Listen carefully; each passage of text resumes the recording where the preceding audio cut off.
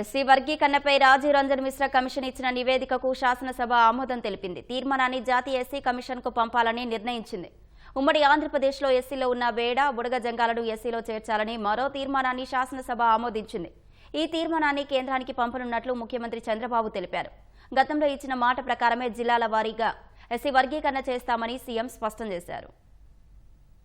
SC వర్గీకరణకు కట్టుబడి ఉన్నామని ముఖ్యమంత్రి చంద్రబాబు పునరుద్ఘాటించారు. చెప్పిన మాట ప్రకారం దాన్ని నిలబెట్టుకుంటున్నామన్నారు. ఎస్సీ వర్గీకరణపై సభలో మాట్లాడిన ముఖ్యమంత్రి ఏబిసిడి కేటగిరీ విభజన కోసం 1996లోనే కమిటీ వేశామన్నారు. ఉమ్మడి ఏపీలో రేషనలైజేషన్ కేటగిరీలపై 2000 సంవత్సరంలో చట్టం వేసినట్లు చెప్పారు. ఆ చట్టాన్ని కోర్టు కొట్టివేసిందన్నారు. ఎస్సీ వర్గీకరణ జరగాల్సిందేనని ఉషా మెహ్రా కమిషన్ నివేదిక ఇచ్చిందని, స్థానిక సంస్థల్లో కల్పించాల్సిన రిజర్వేషన్లపైన కమిటీ అధ్యయనం చేసిందన్నారు.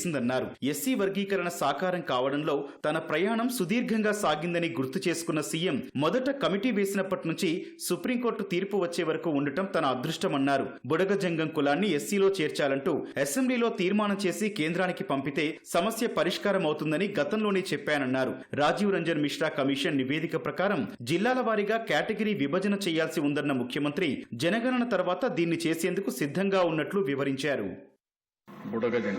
సమైక్య ఆంధ్రప్రదేశ్లో ఉన్నప్పుడు కొన్ని రోజులు వాళ్ళు ఎస్సీలో ఉండడం, తర్వాత ఇది రావడం అన్నీ జరిగాయి.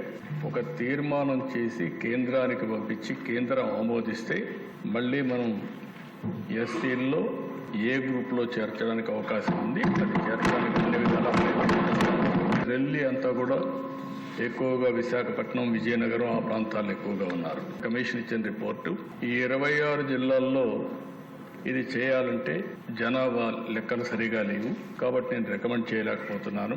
2026లో సెన్సస్ జరుగుతుంది.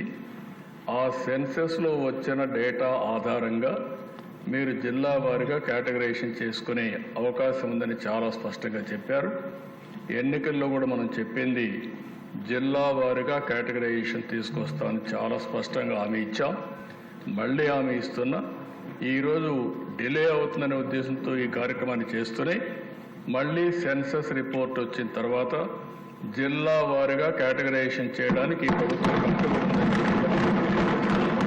దానివల్ల రిలీజ్ కూడా వచ్చే అవకాశం వస్తుంది. అధ్యక్ష, గడిచిన 5 ఏళ్లు ఎస్సీ ఎస్టీ సబ్ప్లాన్ నిధులను దుర్వినియోగం చేశారని చంద్రబాబు విమర్శించారు. వైసీపీ చేసిన తప్పులను సరిదిద్దుతూ అందరికీ న్యాయం చేసేందుకు కృషి చేస్తున్నట్లు వివరించారు. 5 ఏళ్లలో ఒక్క పైసా ఖర్చు పెట్టకపోతే ఈ ప్రభుత్వానికి ఆర్థిక ఇబ్బందులున్న ఎస్సీల కోసం 804 కోట్ల అవుట్లేతో 340 కోట్ల రూపాయలు సబ్సిడీతో గవర్నమెంట్ గ్రాంట్తో ఎకనామిక్ సపోర్ట్ స్కీమ్స్ తీసుకొచ్చాం. సబ్ ప్లాన్ పూర్తిగా రద్దయ్యే పరిస్థితి వచ్చింది. 14-19 సబ్ ప్లాన్ పర్ఫెక్ట్గా అమలు చేశాం. ఇందులో కూడా దిశ మీరు ఒకసారి చూస్తే అప్పట్లోనే ఎస్సీ సామాజిక వర్గానికి, మాల సామాజిక వర్గానికి, మాదిగ సామాజిక వర్గానికి జనాభా దామాషా ప్రకారం ఆర్థిక వనరులు కూడా అప్పుడే కేటాయించాం. ఈరోజు మళ్ళీ ఈ కార్యక్రమం వల్ల 22,000 మంది బెనిఫిట్ అయ్యే పరిస్థితి వచ్చారు. నేషనల్ ఫైనాన్స్ డెవలప్మెంట్ కార్పొరేషన్లో అది కూడా ఒక్క పైసా తీసుకురాకుండా మన ఎస్సీ ఫైనాన్స్ కార్పొరేషన్ కూడా క్లోజ్ చేసే పరిస్థితి వచ్చారు. ఈరోజు 5 వీళ్ళు బకాయిలు పెట్టి వెళ్ళిపోయారు.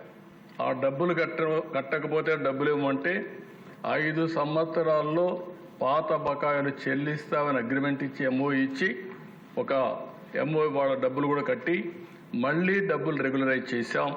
దీనివల్ల చాలా వరకు మళ్ళీ ఎస్సీలకు న్యాయం జరిగే పరిస్థితి వస్తుంది.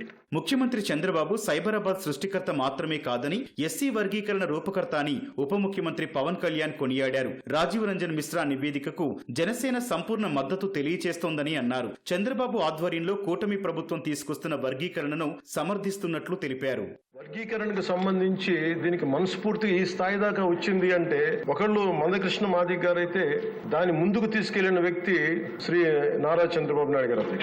ఈ రోజున దేశ స్థాయిలో దీన్ని ముందుకు తీసుకెళ్లగలుగుతున్నాం అంటే ప్రధానమంత్రి గారు దృష్టిలో పడిందంటే దానికి నాంది ఆంధ్రప్రదేశ్ నుంచే పడింది. అధ్యక్ష, సైంటిఫికలీ ఎనలైజ్డ్ ఎంపిరికల్ డేటాని 4 నెలల వ్యవధిలో గౌరవ ముఖ్యమంత్రి గారు బాధ్యత తీసుకొని ఒక కమిటీని ఏర్పాటు చేసి విద్యా, సామాజిక, ఆర్థిక, రాజకీయ అంతర్గత వెనుకబాటుతనాన్ని వారు మూడుగా విభజించిన విధానం చాలా అద్భుతంగా ఉంది అధ్యక్ష.